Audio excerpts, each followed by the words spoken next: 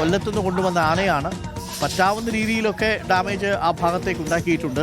ഒരു കാറ് ഏകദേശം തകർത്ത് തരിപ്പണമാക്കി അത് ഭിത്തിയോട് ചേർത്ത് വെച്ചിട്ടുണ്ട്.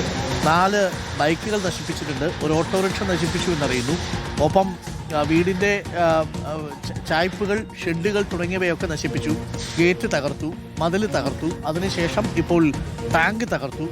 അതിനുശേഷം ആന ജനവാസ മേഖലയിൽ തന്നെ നിൽപ്പുറപ്പിച്ചു. അവിടെ എത്തി ഇപ്പോൾ പാപ്പാൻ ആനയെ തളച്ചിട്ടുണ്ട്. വടം കെട്ടി ആനയെ തളച്ചു വെച്ചിരിക്കുകയാണ്. എലിഫന്റ് സ്ക്വാഡ് ഇപ്പോൾ അവിടേക്ക് എത്തുന്നുണ്ട്.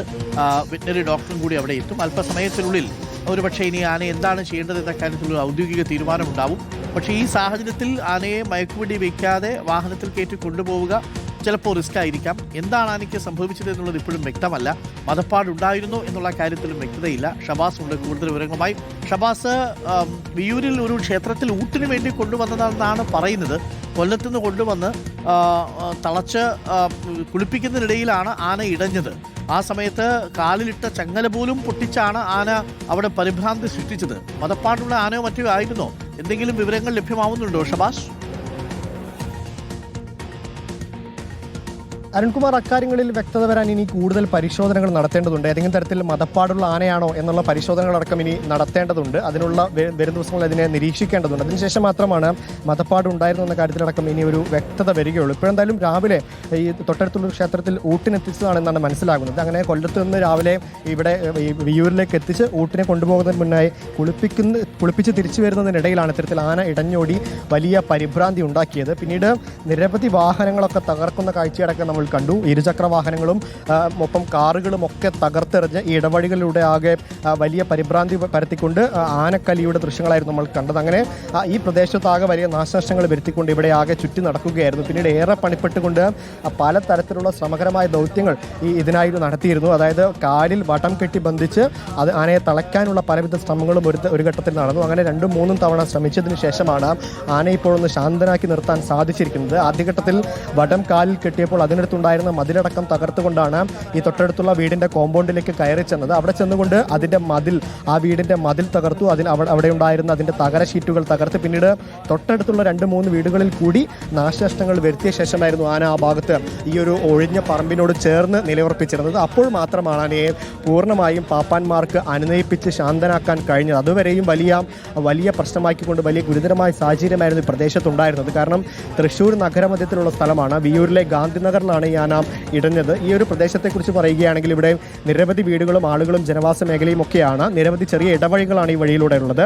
രാവിലെ ഓഫീസിലേക്ക് പോകാനും മറ്റും നഗരത്തിലേക്ക് പ്രവേശിക്കാനൊക്കെയായി പല ഭാഗത്തുനിന്ന് ആളുകൾ ഈ വഴിയിലേക്ക് ഇത് അറിയാതെയൊക്കെ കടന്നു വരാൻ സാഹചര്യമുണ്ടായിരുന്നു. ഒപ്പം ആനയുടെ മുന്നിലേക്ക് ആരെങ്കിലും അറിയാതെ പെട്ടുപോയാൽ ഓടി രക്ഷപ്പെടാൻ കൂടി കഴിയാത്ത തരത്തിലുള്ള ഇടവഴികളാണ്. പെട്ടെന്ന് മതിൽ ചാടി അകത്തേക്ക് കയറി രക്ഷപ്പെടാനൊന്നും കഴിയില്ല. അത്തരത്തിലുള്ള ഇടവഴികളാണ്. അങ്ങനെ ആളുകൾ ആരും തന്നെ ആനയുടെ മുന്നിലേക്ക് പെട്ടില്ല എന്നത് വലിയ ആശ്വാസമാണ്. കാരണം വലിയ ഗുരുതരമായ സാഹചര്യമായിരുന്നു.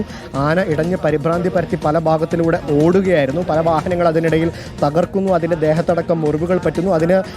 അതിന് കലി അടക്കാനാകാത്ത സാഹചര്യമായിരുന്നു. അതുകൊണ്ട് തന്നെ ആളുകൾക്കൊന്നും വലിയ അപായങ്ങളൊന്നും സംഭവിച്ചില്ല എന്നത് വലിയ ആശ്വാസകരമായ കാര്യമാണ്. ഈ ഒരു പ്രദേശത്ത് വലിയ അപകടകരമായ സാഹചര്യം നിലനിൽക്കുന്ന ഒരു പ്രദേശമായിരുന്നു. എന്തായാലും ഇപ്പോൾ ആളൊന്ന് ശാന്തനായിരിക്കുകയാണ്. 3ാം ശ്രമത്തിൽ ആനയുടെ കാലിൽ വടം കെട്ടി ബന്ധിച്ചുകൊണ്ട് അതിനെ പാപ്പാന്മാർ അനുനയിപ്പിച്ച് അതിനെ കമാൻഡ് ചെയ്ത ഒരു ഭാഗത്ത് നിർത്തിയിരിക്കുന്ന കാഴ്ചയാണ്. പിന്നീട് തോട്ടിയടക്കം ചാരിവെച്ച് പൂർണ്ണമായും അതിനെ അനുനയിപ്പിച്ചു. പിന്നീട് വെള്ളം ചീറ്റിക്കൊണ്ട് ശാന്തനാക്കി.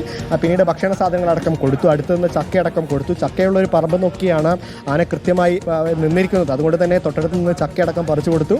അങ്ങനെ ആവശ്യമായി കിട്ടി.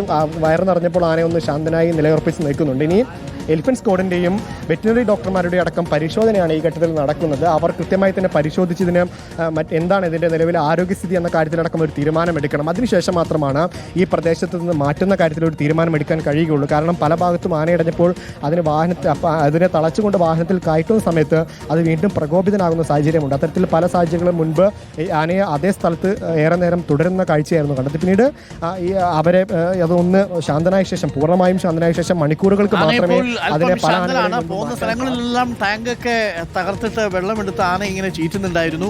പിന്നെ ആന പോയി നിന്നതൊരു വാഴത്തോട്ടത്തിലാണ്. കുറച്ചു നേരം ആന അവിടെയൊക്കെ ഇങ്ങനെ കറങ്ങി നിന്ന്. പക്ഷേ പിന്നീട് വീണ്ടും ഒരു വീടിൻ്റെ ഷെഡൊക്കെ പൊളിച്ചാണ് ആന കുറച്ചു നേരം ഒരു 1.25 മണിക്കൂർ നേരം വിയൂർ നഗരത്തെ അക്ഷരാർത്ഥത്തിൽ ആ ജനവാസ മേഖലയെ വിറപ്പിച്ചാണ് ആന ഇപ്പോൾ ഒന്ന് ശാന്തനായി നിൽക്കുന്നത്. ഇപ്പോൾ പരമശാന്തനായി നിൽക്കുന്നു. ഇപ്പോൾ കണ്ട ഒരു സാധു എന്ന മട്ടിലാണ് നിൽപ്പ്. പക്ഷേ കുറച്ചു നേരം മുമ്പ് അങ്ങനെ ആയിരുന്നില്ല. വീടിൻ്റെ ഷെഡുകളും ഉണ്ടായിരുന്ന ലോഹപാളികളും ഒക്കെ താഴേക്ക് വലിച്ചിടുന്നതൊക്കെ നമ്മൾ കണ്ടു. ഒരു വീടിൻ്റെ സാധനങ്ങളൊക്കെ വെച്ചിരുന്നൊരു ചായ്പ് ഏതാണ്ട് അപ്പാടെ എടുത്ത് നശിപ്പിച്ചു. ഒരു കാറാണെങ്കിൽ ഒരു മതിലിനോട് ചേർന്ന് വെച്ചു.